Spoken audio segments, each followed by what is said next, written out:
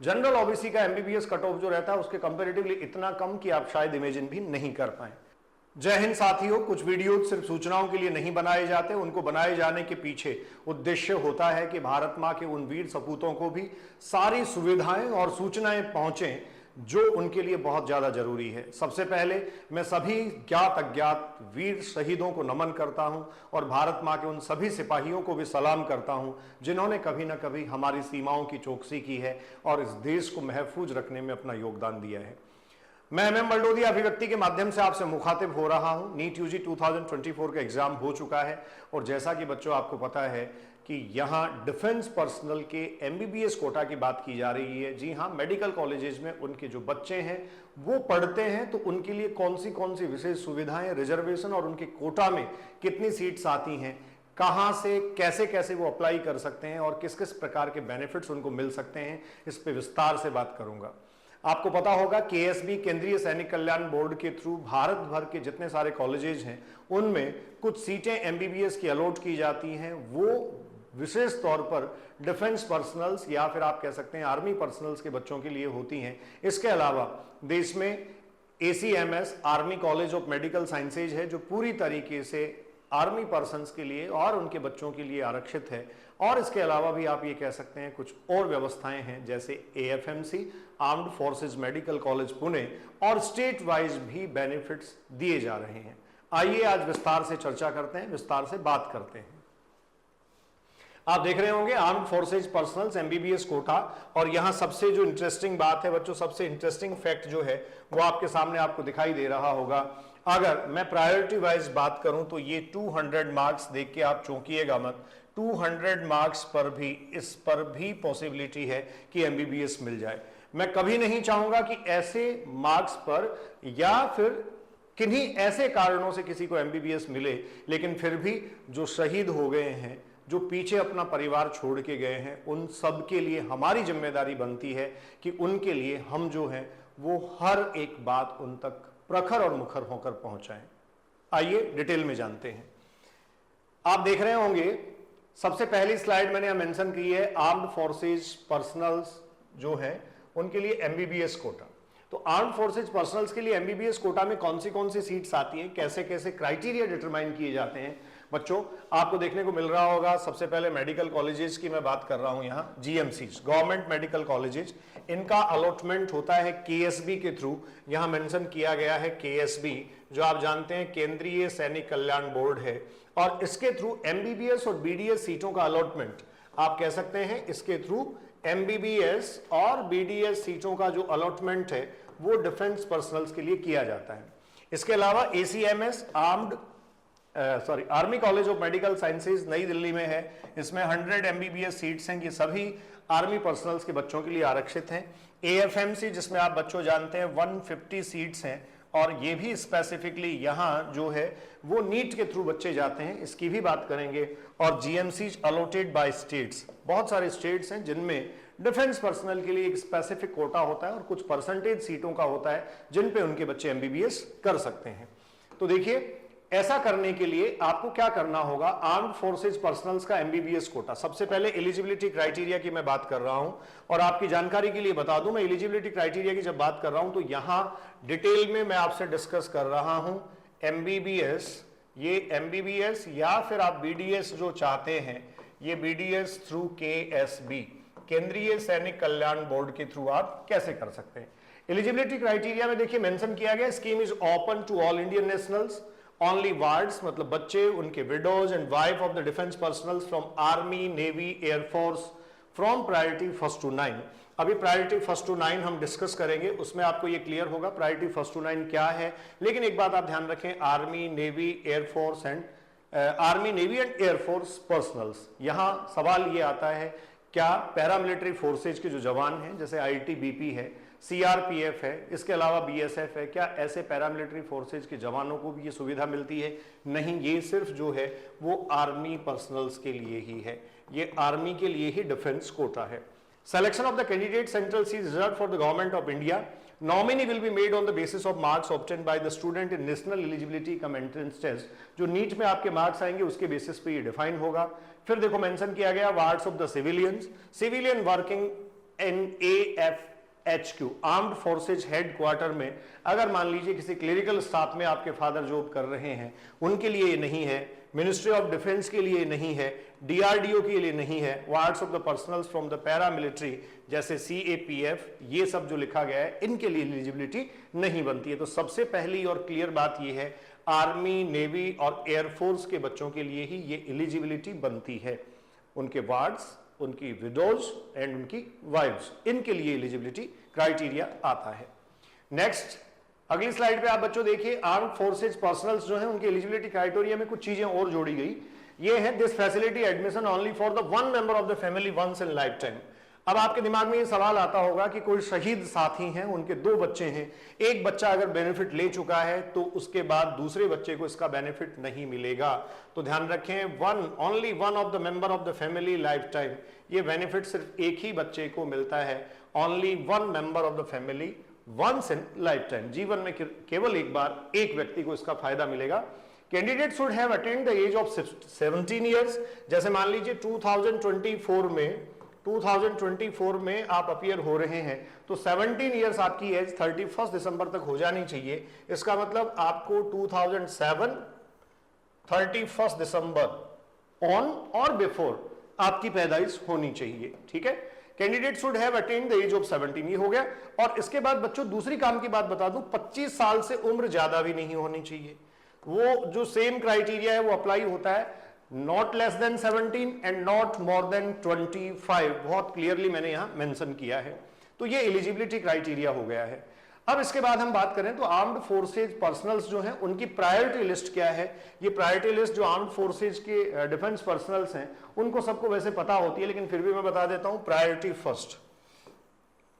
इसमें आप जाएंगे तो ये देखिए, widows and wards of the defence personnel killed in action, किसी वार में या फिर किसी एक्शन में, किसी ऑपरेशन में जो शहीद हो गए हैं उनके लिए ये प्रायोरिटी मेंशन की जाती है।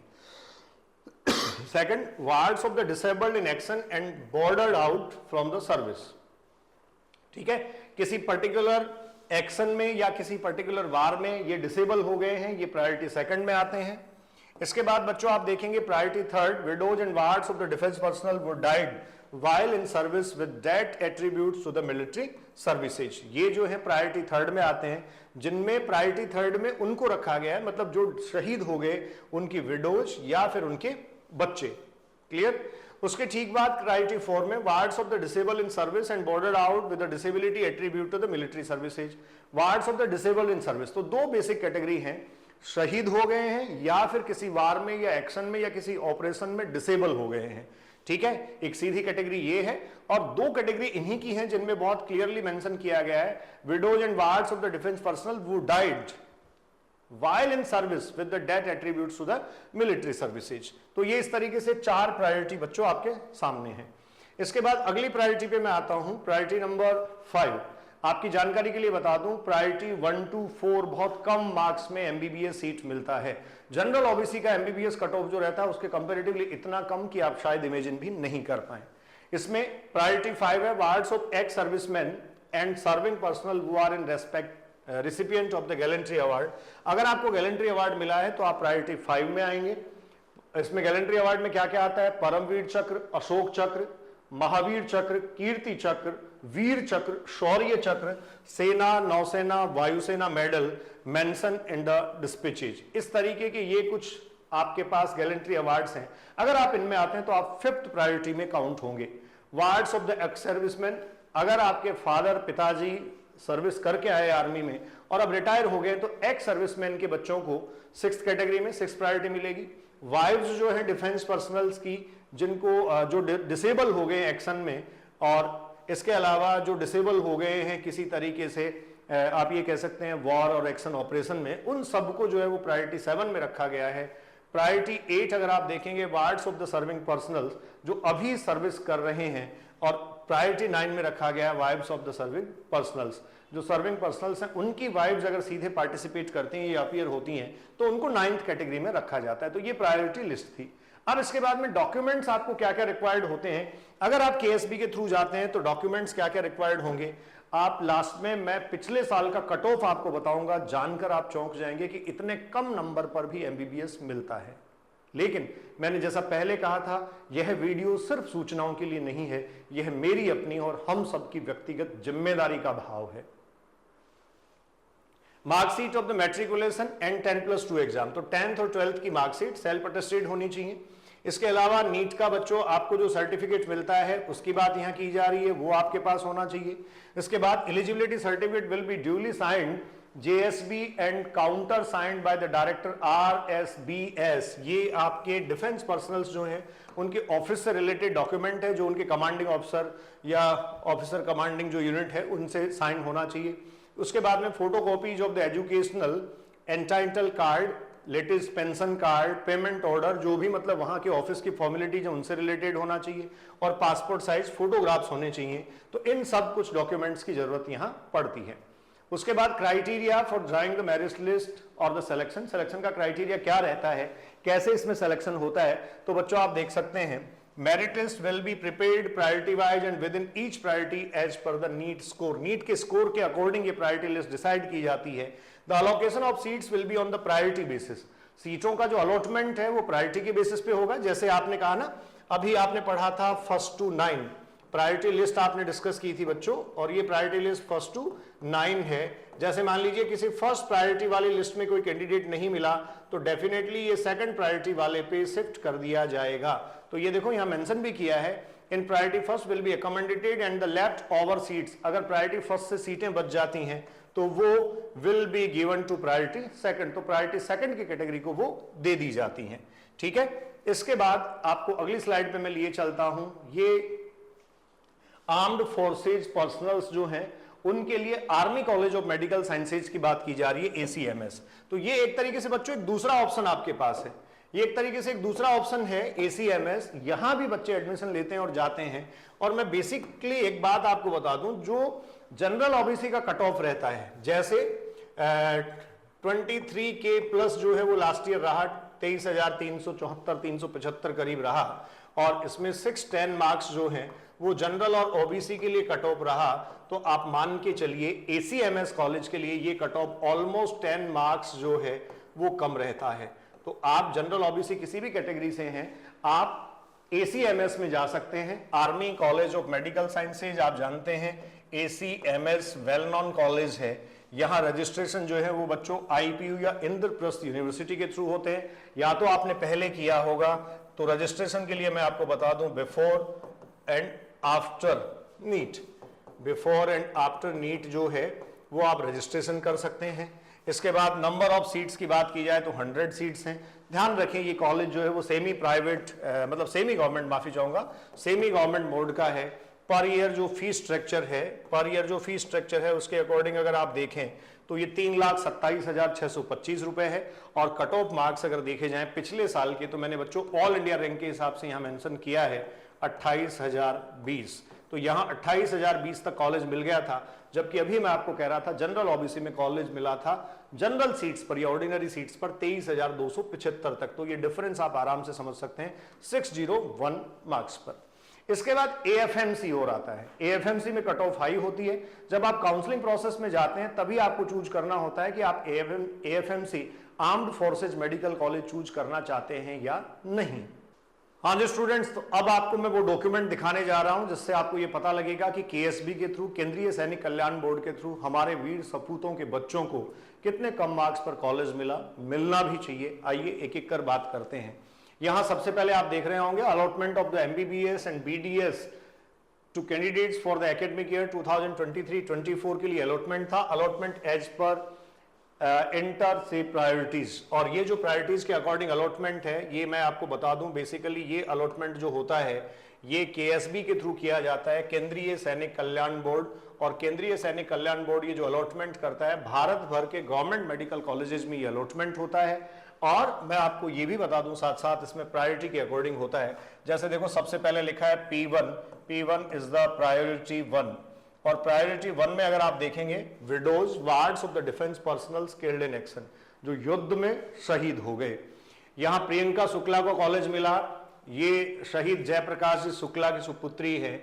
और देखिए 10,13,000, माफी चाहूंगा 1,01,356, 1,01,356 जो है वो एग्जैक्टली इनकी रैंक थी। मौलाना आजाद मेडिकल कॉलेज में ये जो है वो पढ़ रही हैं। रिया जो रोहित वसंत पाटिल साहब की सुपुत्री हैं, आप भी शहीद कैटेगरी में हैं। इसी तरीके से आप देख रहे हैं ना, सबके साथ लेट लिखा है, तो ये सब स्वर्गीय और शहीद सैनिक हैं। Late Ashutosh Kumar, late Balan Yadav. तो आप ये देखिए 3,91,000, 4,28,000, 4,46,000, 5,07,281, 5,41,000, 5,58,000, 6,11,000, 6,56,000। तो आप ये देखेंगे ना, तो रेस्पेक्टिव मोड में ये जो है वो धीरे धीरे जो है वो बढ़ती ही जा रही है। और इस लिस्ट के मैं बिल्कुल लास्ट वाले एंड पे अगर आ जाऊं तो आप ये देखिए प्रायोरिटी फर्स्ट की ही मैं बात कर रहा हूं। देखो ये 20 बच्चों को एमबीबीएस प्रायोरिटी फर्स्ट में मिला, ये प्रायोरिटी सेकंड आ गया है। तो 20 बच्चों को जो प्रायोरिटी फर्स्ट में मिला, प्रायोरिटी फर्स्ट में कहां तक कॉलेज मिल पाया, यहां आप देखेंगे 7,25,000, 8,59,000, इस तरीके से। लास्ट जो नंबर है वो आपके पास है 1,32,013। इधर आप देखेंगे 10,12,176, 10,12,176। अब ये 10,12,176 जो था जिस पे कॉलेज मिला, ये Chhattisgarh institute of medical sciences Bilaspur Chhattisgarh में मिला। ठीक है, मीनू शर्मा को ये कॉलेज अलॉट हुआ, एमबीबीएस अलॉट हुआ। तो ये जो कॉलेज अलॉट हुआ है ये एग्जैक्टली उनको इसलिए अलॉट हुआ क्योंकि उनके फादर प्रायोरिटी फर्स्ट में आते थे। शहीदों के बच्चों को ये कॉलेज मिलते हैं और इस पर कॉलेज मिलने का सीधा मतलब है कि यहां मार्क्स 200 के आसपास ऑलमोस्ट रहे हैं। माफी चाहता हूं, मैं बड़े सम्मान के साथ में ये कहना चाहता हूं, इसको किसी भी तरीके से अदरवाइज नहीं लिया जाए, लेकिन ये वो हैं जिन्होंने अपने प्राणों की आहुति दे दी, अपने आप को खो दिया, अपना सब कुछ न्यौछावर कर दिया और अपने बच्चों को पीछे छोड़ गए। ये सब इस देश की जिम्मेदारी है। आइए आगे बात करते हैं। उसके बाद आप प्रायोरिटी सेकंड में अगर आएंगे तो प्रायोरिटी सेकंड में आपको देखने को मिलेगा, देखिए ये प्रायोरिटी सेकंड है। प्रायोरिटी सेकंड में एक ही अलॉटमेंट हुआ जिसमें wards of the disabled in action and boarded out from the service, यहां 9,38,929 पे एएन मगध मेडिकल कॉलेज गया बिहार में अलॉट हुआ और महेश चंद्र पाठक साहब ये हैं जो रिटायर्ड हैं, गरिमा को कॉलेज ये मिला। थर्ड कैटेगरी आप देखिए wards and widows of defense personnel who died while in service with that attributes to the military services। और यहां अगर आप देखें तो लेट सतीश जी हैं, नायब सूबेदार लेट लाल बाबू प्रसाद जी हैं। इन सबको बहुत बहुत श्रद्धांजलि, कोटि कोटि नमन। इन सब के बच्चों को देखिए कॉलेज ये मिला। जैसे आप अगर देखेंगे तो यहां से सेकंड में 41,841, 1,38,500, 1,41,360। ये मैं आपको जानकारी के लिए बता दूं बच्चों, आपकी जानकारी दुरुस्त कर दूं, ये ऑल इंडिया रैंक है, AIR है, ये ऑल इंडिया रैंक है जिसपे इन बच्चों को कॉलेज मिला है। तो इस तरीके से ये अलॉटमेंट आप बहुत आराम से देख सकते हैं। ये यहां तक जाते जाते, नीचे जाते जाते जो है ये बढ़ता चला जाएगा। और अगर मैं ये देखूं सिर्फ एमबीबीएस की बात करूं, यहां देखो एक BDS का डेटा भी आपके सामने है। एमबीबीएस का लास्ट अलॉटमेंट अगर मैं देखूं तो मेरे सामने ये है 8,64,846। तो 8,64,846 भी अगर आप देखेंगे तो ये भी मार्क्स मुझे लगता है करीब करीब जो है ना बच्चों, ये मार्क्स 300 के आसपास होंगे। तो बहुत कम नंबर पर ये कॉलेज मिलता है। और फोर्थ कैटेगरी में सलोनी गुप्ता जिनको BDS अलॉट हुआ 1,84,862 जो है वो इनकी क्या रही, ऑल इंडिया रैंक रही। ठीक है, तो ये प्रायोरिटी लिस्ट के हिसाब से मिलता है। Total 42 MBBS and 3 BDS seats, मतलब 45 सीट्स का जो अलॉटमेंट है बच्चों वो एक तरीके से यहां हुआ। तो मैंने आपको आज के इस वीडियो में जो बताया वो है KSB के थ्रू कैसे जो सैनिकों के बच्चे हैं उनको मेडिकल कॉलेजेस MBBS में एडमिशन मिल सकता है। उसके साथ साथ मैंने ACMS की बात की, AFMC में जाने का तरीका आपको बता दिया। 145 सीट्स हैं वहां, कुछ 30 सीट्स ऑलमोस्ट गर्ल्स के लिए वहां रिजर्व होती हैं, इसके अलावा बॉयज वहां जाते हैं, वो आपका अपना चॉइस है। जैसे इंडियन मिलिट्री एकेडमी का स्लोगन है, we love by chance, we live by chance but kill by profession. तो वो आपका अपना चॉइस हो सकता है कि आपके कंधे पे सितारे सजें और धड़ाधड़ आपको सैल्यूट पड़े। इसके लिए आप वहां AFMC जैसे संस्थान ज्वाइन कर सकते हैं। आर्म्ड फोर्सेस मेडिकल कॉलेजेस में पढ़ने के बाद जो मेडिकल ऑफिसर्स आते हैं, डॉक्टर तो होते ही हैं, साथ में उनके पास एक रुतबा, एक रैंक होती है, वो आर्मी का रैंक और आर्मी का रुतबा होता है। तो देखिए दोस्तों, इस तरीके से सारी ये डिटेल मैंने आपसे डिस्कस करी। अब अगर एक और बात मैं आपको बताना चाहूं तो वो ये है कि इस वीडियो के डिस्क्रिप्शन में मैं सारे उन डॉक्यूमेंट्स के पीडीएफ आपको अवेलेबल करवा दूंगा जिनकी जरूरत आपको हो सकती है, ये पीडीएफ आपको मिल जाएगा। इसके अलावा जो प्रायोरिटी और मैंने बहुत सारी एलिजिबिलिटी क्राइटेरिया को डिस्कस किया वो आपको मिलेगा, विलिंगनेस का फॉर्मेट आपको मिलेगा। तो सारे डॉक्यूमेंट्स की पीडीएफ अल्टीमेटली मैं आपके साथ वहां शेयर करने जा रहा हूं। मैं MM बलडोदिया अभिव्यक्ति के माध्यम से आपसे मुखातिब हो रहा था। यूं ही जुड़े रहिए, आपके अपने ऑथेंटिक चैनल को बाकी लोगों के साथ भी शेयर कीजिए जिससे सही जानकारी उन तक मुहैया करवाई जा सके। Enjoy your life, be safe, thank you.